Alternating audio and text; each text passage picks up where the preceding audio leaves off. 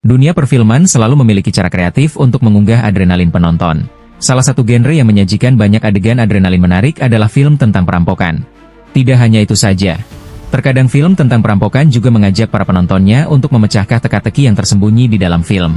Berikut adalah beberapa rekomendasi film tentang pencurian versi kumpulan film. Fast Five. Film Fast Five bermula saat Dominic Toretto sedang diangkut menuju penjara Lombok dengan bus. Pada akhirnya berhasil membebaskan Dominic Toretto dari tahanan dengan cara yang tidak resmi. Sejak saat itulah, mereka telah melintasi perjalanan yang panjang dan banyak perbatasan untuk menghindari berbagai pihak yang mencoba untuk menangkap mereka. Hal ini dikarenakan mereka masih dicap sebagai buronan oleh pihak kepolisian. Akibatnya, mereka memutuskan untuk kabur menuju ke sebuah wilayah baru. Mereka memilih Rio de Janeiro, Brazil sebagai lokasi baru dalam melancarkan aksi. Salah satu cara agar tetap bertahan hidup adalah dengan membentuk tim elit yang berasal dari berbagai pembalap papan atas. Mereka pun secara tidak terduga menjalin kerjasama bersama dengan orang-orang yang bukan sembarangan. Hal ini dilakukan agar mereka dapat membalaskan dendam terhadap pengusaha korup yang secara terang-terangan mengincar ketiganya. Secara tidak terduga, ada berbagai pihak yang mencoba untuk melakukan pengejaran terhadap Brian, Dominic, dan Mia. Salah satu agen berkompeten yang berambisi untuk menangkap ketiganya adalah Luke Hobbs. Luke bahkan memiliki tim khusus yang mampu melacak keberadaan orang dengan cukup mudah. Ia pun tidak ragu untuk melancarkan serangan demi mendapatkan ketiganya. Take him as a team and we bring him back.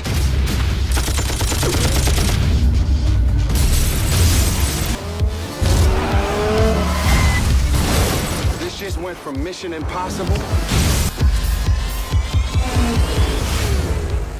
Ocean 8.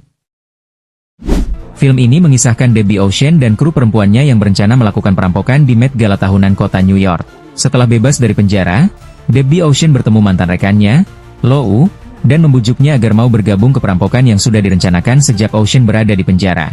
Mereka kemudian mengumpulkan anggota tim lainnya, mulai dari Rose Whale, Amita, Nine Ball, Constance, dan Tammy. Debbie berencana mencuri Toussaint, kalung Cartier senilai 150 juta $, dari Met Gala. Ia memanfaatkan Daphne Kluger, aktris terkenal yang menjadi pembawa acara Met Gala. Dengan strategi yang dirancang anggota Ocean 8, Kluger akan memakai kalung Cartier di acara tersebut. Selama perampokan, mereka berhadapan dengan berbagai konflik dan permasalahan yang kerap membuat penasaran.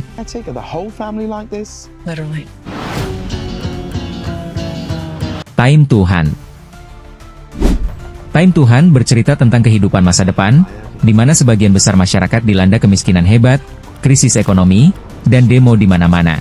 Lelah dengan kehidupan seperti itu, John Sok bermimpi dan ingin meninggalkan kota untuk memulai hidup baru. Ia merencanakan pencurian besar-besaran dan meminta bantuan 3 temannya, yaitu Ki-hun, Jang Ho, dan Sang-soo.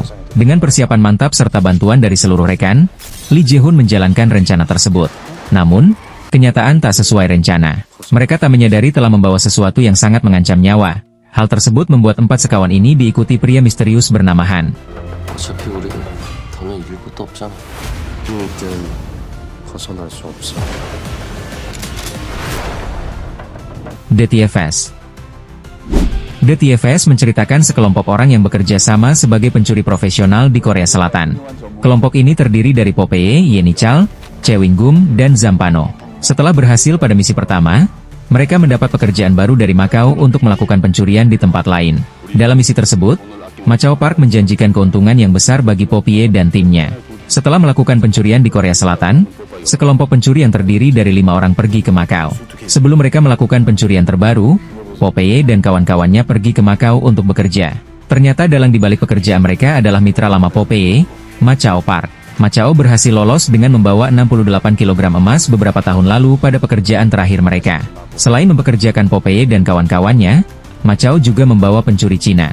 Para kelompok pencuri tersebut tidak banyak mengetahui apa yang direncanakan Macau untuk mereka masing-masing. Target pekerjaan kali ini yaitu mencuri berlian senilai 20 juta dolar Amerika, atau setara 293,4 miliar rupiah. Berlian yang dikenal sebagai Tear of the Sun itu disimpan dengan aman di kasino dan akan dijual oleh orang Tiongkok yang terkenal kejam. Sementara itu di sisi lain, mereka semua memiliki kepentingan pribadi dalam pekerjaan ini. Mereka berencana menyimpan berliannya untuk diri mereka sendiri.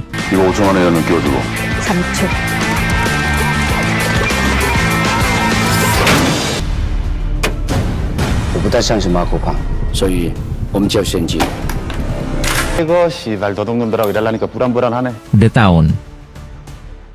Film The Town ini bercerita tentang gerombolan perampok andal yang merencanakan untuk merampok bank.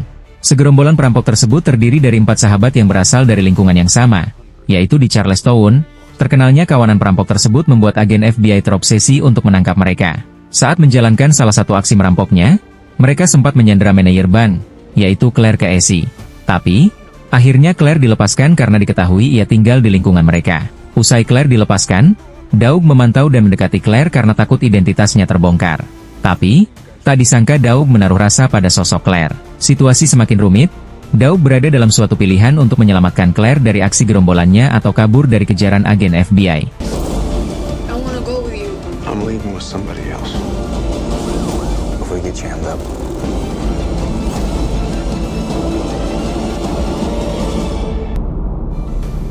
Baby Driver. Baby adalah seorang remaja yatim piatu menderita penyakit tinnitus, gangguan pendengaran berdenging atau mendengung yang terjadi terus-menerus. Telinganya tak bisa berfungsi normal dan ia pun harus kehilangan kedua orang tuanya gara-gara insiden kecelakaan yang dialaminya saat kecil. Penyakit tinnitus ini menyebabkan dirinya perlu meredam dengung yang sering muncul di telinganya. Baby menggunakan iPod sebagai alternatif meredam dengung itu. Gawai iPod berfungsi untuk menjaga suara di telinganya tetap stabil. Ia sangat menikmati musik, bahkan nyaris tak bisa melepaskan telinganya dari headset. Namun ternyata kekurangan Baby juga menjadi kelebihannya. Ia bisa memahami dan menghafal semua instruksi hanya dengan melihat gerakan bibir. Ia juga memiliki kemampuan mengemudi yang handal, bahkan sangat gesit.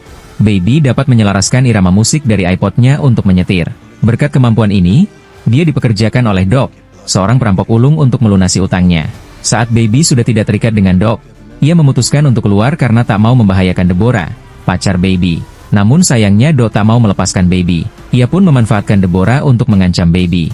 Mau tak mau, Baby terpaksa kembali mengikuti Doc menjadi komplotan perampok ini. Dalam aksi perampokan bank kali ini, Doc merekrut Buddy, Darling, dan Buds sebagai anggota. Namun, aksi perampokan ini justru mengalami kegagalan dan Buds mengkhianati Doc. Meskipun Baby senang mendapatkan uang yang cukup banyak, ia mau berada di antara komplotan perampok ini. One of these days, baby, you're gonna get blood on your hands. Time to face the music. Doc said Michael Myers. This is Mike Myers. It should be the Halloween man. Girl, you love her? Yes, I do. That's too bad. Army of TFS. Kisah Army of TFS bermula dari direkrutnya Ludwig oleh pencuri kelas kakap bernama Gwendolyn Starr. Gwen ingin Ludwig membantunya membobol 3 dari 4 brankas legendaris buatan blacksmith Hans Wagner bernama Reinhold, Valkyrie, Siegfried, dan Götterdämmerung. Keempatnya dibangun Hans berdasarkan kisah drama musical epik buatan Richard Wagner, Der Ring des Nibelungen. Menyaksikan langsung Ludwig memenangkan kompetisi pembobolan brankas, bahkan dengan handicap waktu, Gwen meyakini Ludwig akan menjadi aset berharga untuk timnya. Apalagi, Ludwig sudah tahu soal keempat brankas Wagner. Sayang, Ludwig mendapat sambutan hostile dari anggota kru Gwen mulai dari Corina, Brad Chage, dan Rolf. Tidak ada pilihan bagi Ludwig selain membuktikan bahwa dialah satu-satunya harapan mereka membobol ketiga brankas Wagner. Go, go, go! Let's move!